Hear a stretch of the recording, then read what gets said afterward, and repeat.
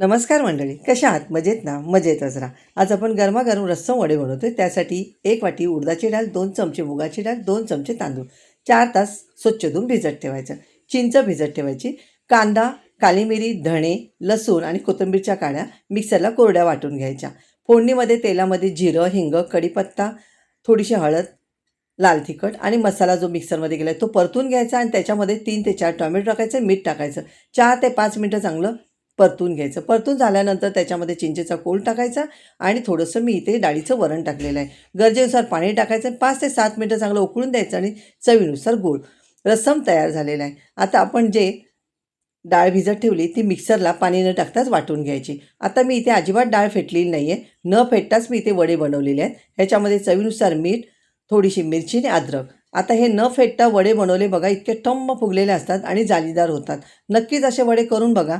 आता आपले सोनेरी रंगावरती वडे तळून झालेले आहेत. आता गरमागरम रस्सम वडा तयार झालेला आहे. व्हिडिओ आवडला तर लाईक करा.